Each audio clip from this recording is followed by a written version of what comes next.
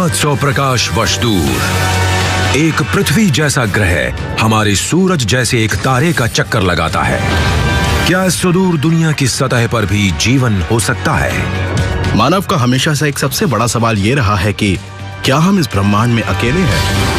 अपने ग्रह के करीब हम बर्फीली गुफाओं वाले चांद पहले ही खोज चुके हैं और छिपे हुए सागर भी। वो किन रहस्यों को समेटे हैं? जो बातें 1 साल पहले साइंस फिक्शन लगती थी वो अब हकीकत है। इस अनदेखी दुनिया के रहस्यों का खुलासा करने हम इसके कोर तक जाएंगे। उनके छिपे हुए महासागरों में गोता लगाएंगे और इसकी ऊपरी परत को हटाकर देखेंगे और ब्रह्मांड की सबसे अनोखी जगहों के रहस्यों को सुलझाएंगे।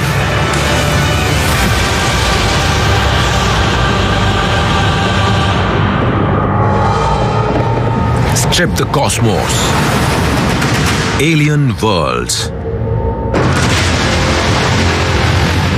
आज पूरे ग्रह पर अनदेखी दुनिया की खोज चल रही है। उच्च शक्ति के टेलीस्कोप्स रात में आसमान को खंगालते रहते हैं। रॉकेट उड़ान भर चुका है। प्रोब्स अनोखे चांद और ग्रहों की खोज करते रहते हैं, जबकि वैज्ञानिक पृथ्वी पर सबसे कठोर वातावरणों को खोजते हैं।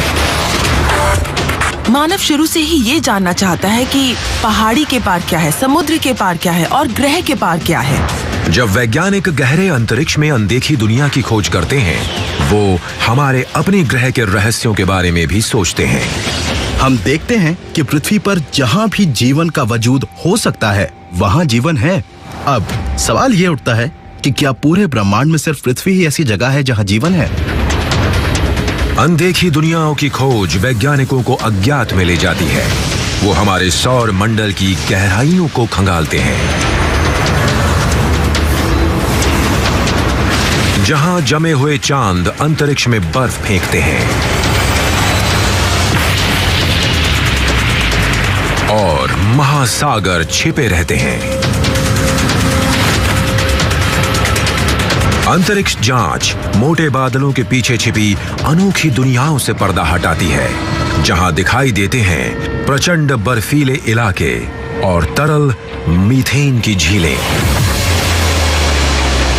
एस्ट्रोनॉमर्स आकाश गंगा में पृथ्वी जैसे ग्रहों की खोज करते हैं।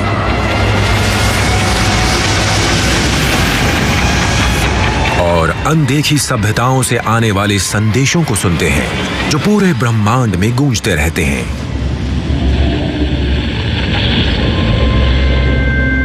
गैलेक्सी बहुत बड़ी है। ये इतनी बड़ी है कि हमारी सोच छोटी पड़ जाती है। अनदेखी दुनिया खोजने के लिए हमें बहुत दूर जाने की जरूरत नहीं है। हमारे अपने सौर मंडल के बीच में ही एक सही उम्मीदवार है। एक अनोखी बर्फीली दुनिया शनि के बाहरी छल्लों के बीच छिपी हुई है।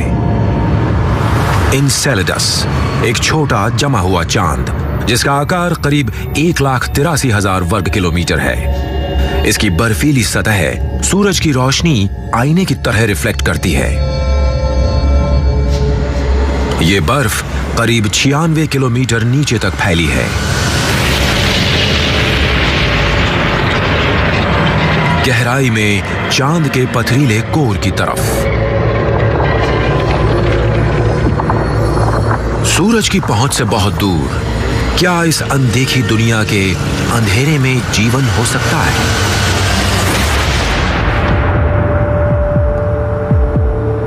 इस रहस्य को सुलझाने के लिए वैज्ञानिक पृथ्वी पर बेहद कठिन जगहों की पड़ताल करते हैं। इनसेलेडस बिल्कुल वैसा ही है। डॉन एडवर्ड्स नेचर रिफ्यूज नमक का सूखा हुआ दलदल है।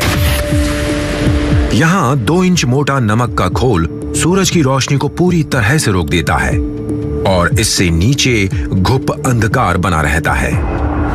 हम जिन दूसरी दुनियाओं में दिलचस्पी रखते हैं वो हमारे सौर मंडल में है और ऊपरी सतह के नीचे ही हमें जीवन मिलने की संभावना है।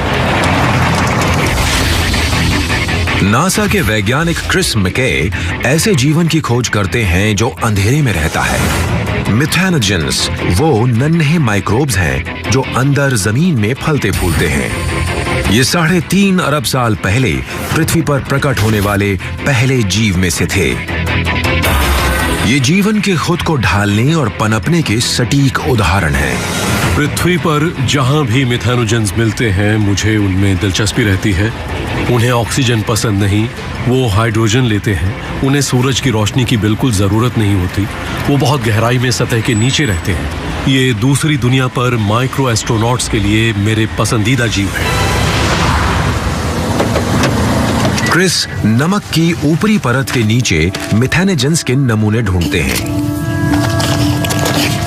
नमक हिफाजत करता है और रुकावट भी बनता है। यहाँ ऊपर सफेद परत सिर्फ नमक है। फिर ये हरी परत, ये वो जीव हैं जिन्हें सूरज की रोशनी चाहिए, फोटोसिंथेटिक। फिर ये गुलाबी परत, ये वो जीव हैं जिन्हें नमक बहुत पसंद होता है। फिर उनके नीचे काली मिट्टी होती है, उसके अंदर मीथेन पैदा करने वाले जीव होते हैं। इस काली मिट्टी में मिथेनोजेंस की भरमार है। एक सुई की नोक पर 10 लाख मिथेनोजेंस आ सकते हैं। ये उस विशाल दुनिया एनसेलेडस का एक बहुत छोटा मॉडल है और इसे विस्तार से समझने पर हम इसे अंदर तक जान पाएंगे और इसके बारे में कुछ बोल पाएंगे। जैसे जैसे वैज्ञानिक एनसेलेडस की बारीकी से जांच करते हैं, ये अनदेखी दुनिया और भी अनजानी लगती है। ऊपर सतह का तापमान 0 से 333 डिग्री नीचे होता है, तो यहाँ सारा पानी पूरी तरह जमा होना चाहिए। लेकिन दक्षिणी ध्रुव पर ये टाइगर स्ट्राइप्स एक पानी की अनोखी दुनिया की तरफ ले जाती हैं।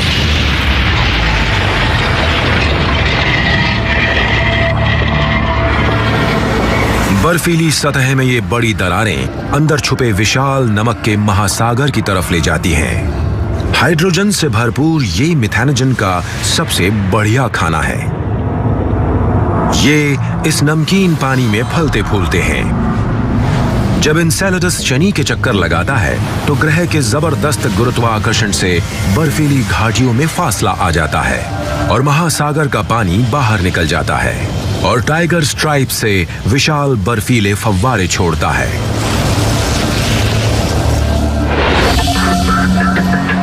मार्च 2012 में वैज्ञानिकों ने एनसेलेडस के इन फव्वारों पर कैसिनी सैटेलाइट को संचालित किया।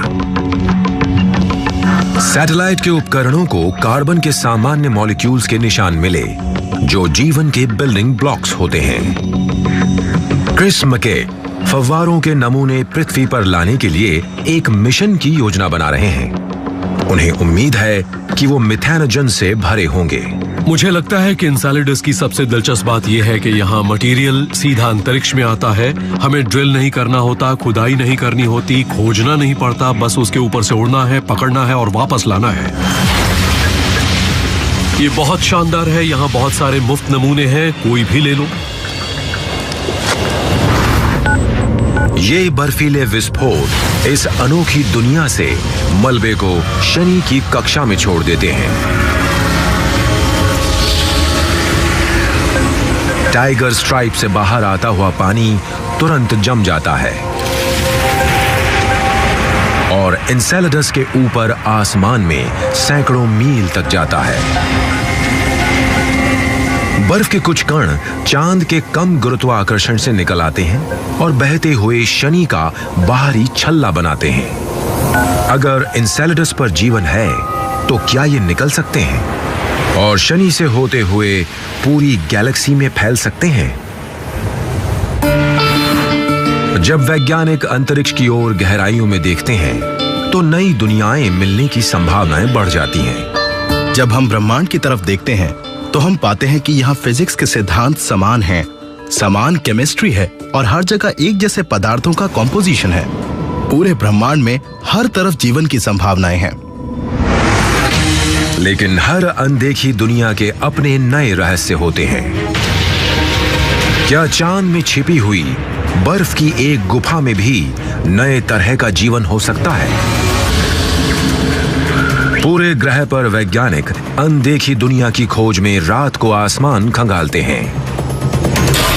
वो खोज करते हैं ऐसे कीमती लिक्विड के सबूतों की जो बंजर धरती को भी फलते फूलते इकोसिस्टम में बदल दे। वो है पानी।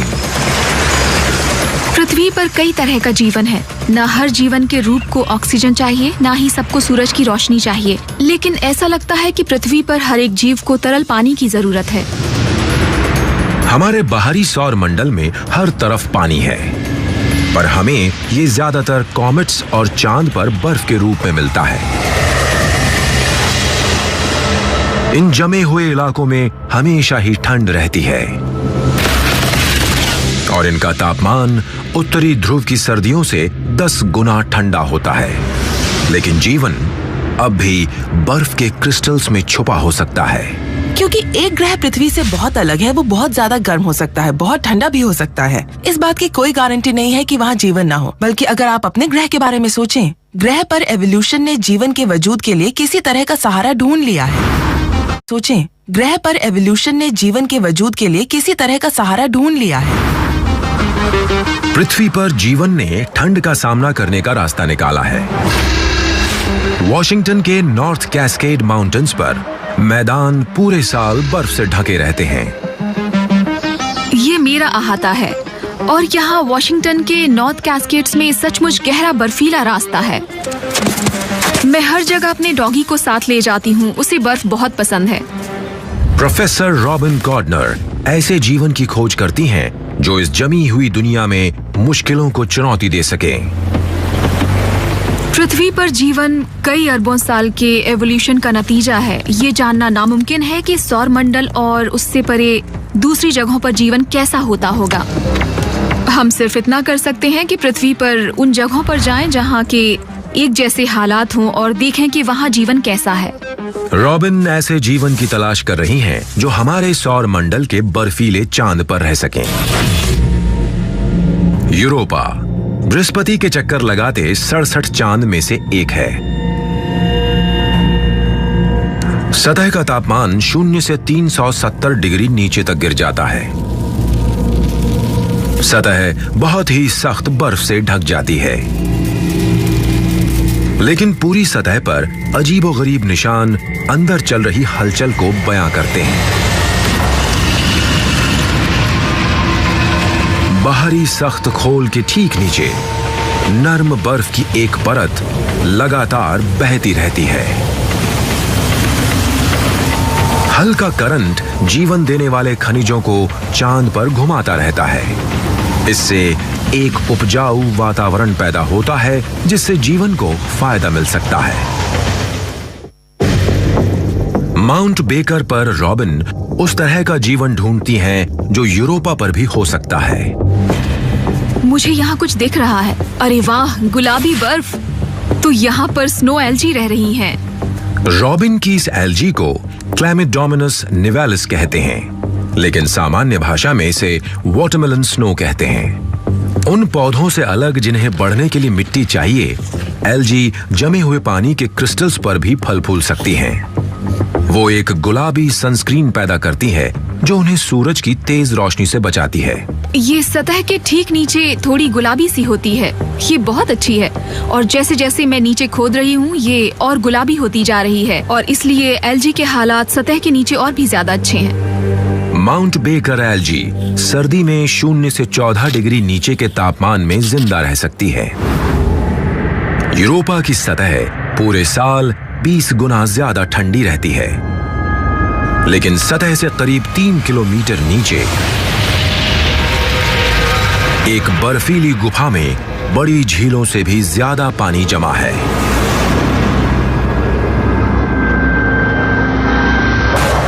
पानी में नमक एंटी फ्रीज की तरह काम करता है। सतह से 32 किलोमीटर नीचे लैंडस्केप फिर से बदलता है। बर्फ एक छिपे हुए महासागर में खुलती है। इसमें पृथ्वी के सारे समुद्रों के पानी का दुगना पानी है और उनसे 10 गुना ज्यादा गहरा है। यहां किस तरह का जीवन हो सकता है?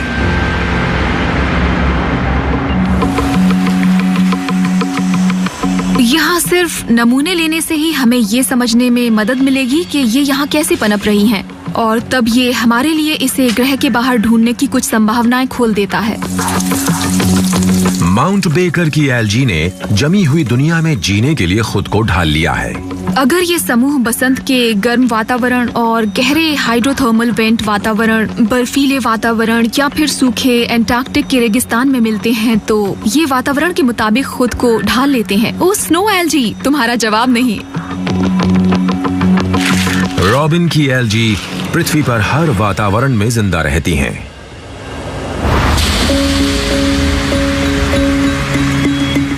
अपनी लैब में रॉबिन अपने लाए नमूनों की जांच करती हैं। नमूनों में जीवन भरा पड़ा है। उन्हें अब वो सबूत चाहिए जिनसे ये पता लग सके कि कैसे एल्गी विकसित हुई और पहाड़ी वातावरण में फलने फूलने के लिए खुद को ढाला। इससे ये भी पता चलता है कि पृथ्वी पर जीवन ने बेहद मुश्किल वातावरणों को झेलने के लिए खुद को ढालने के कितने तरीके अपनाए।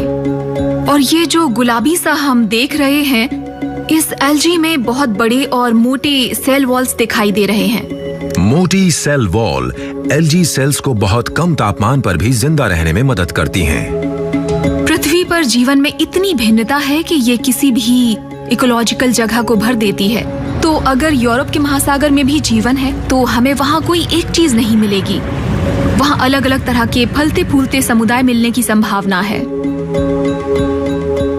पृथ्वी पर जीवन पानी के आसपास विकसित हुआ और हम ये जानते हैं कि अगर हम जीवन के आगे कैसी भी परिस्थिति पैदा कर दें, वो उसका फायदा उठाने के लिए रास्ता निकाल ही लेगा। लेकिन इसका मतलब ये नहीं है कि हर जगह जीवन के नियम एक से हों, इसलिए कहीं और जीवन की खोज करना काफी दिलचस्प होगा।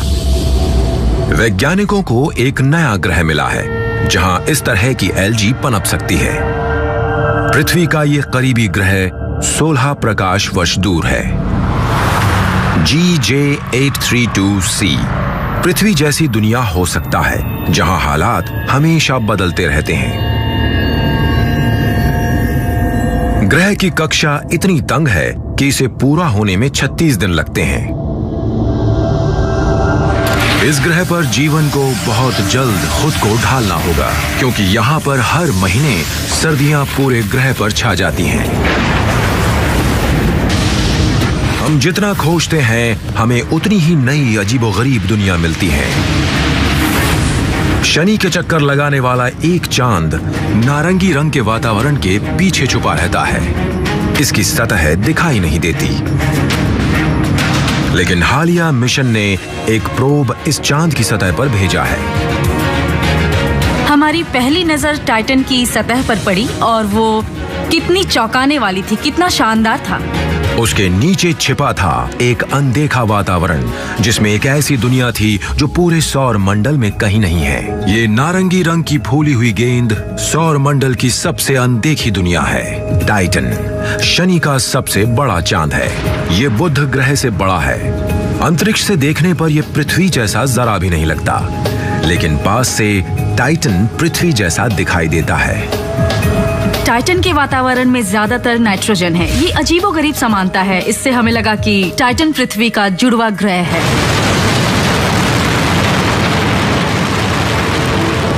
सन 2005 में वैज्ञानिकों ने हाइगन्स प्रोब टाइटन की सतह पर भेजा। जो तस्वीरें उसने भेजी उसमें बेहद चौंकाने वाले जियोग्राफिकल लक्षण थे।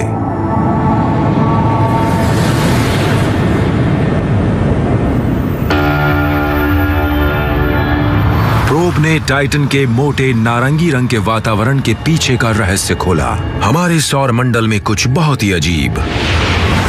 टाइटन की सतह पर झीलों का एक जाल था। पर कौन सी चीज 0 से 290 डिग्री नीचे लिक्विड रह सकती है? यह है लिक्विड मीथेन का समंदर।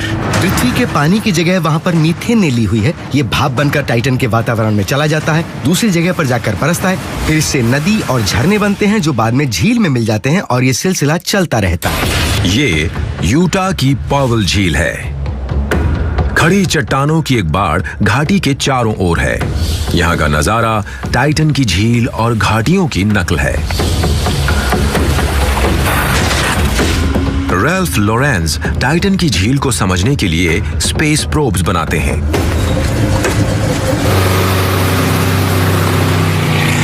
ये जांच करने के लिए बहुत ही अच्छी जगह है क्योंकि यहाँ पानी के किनारे पर चट्टानें शाखाओं के आकार की हैं और टाइटन पर भी ठीक ऐसा ही है। पूरे सौर मंडल में पृथ्वी को छोड़कर टाइटन ही ऐसी जगह है जहाँ मानव बिना किसी सुरक्षा उपकरण के सबसे ज्यादा देर तक जी सकता है। आप 1 मिनट तक सांस रोक सकते हैं और फिर कुछ देर बाद आप जमकर मर जाएंगे, पर कहीं और तो आप इतना भी नहीं कर सकते। टाइटन के मीथेन के समंदर इस अनदेखी दुनिया में जीवन के बारे में बता सकते हैं।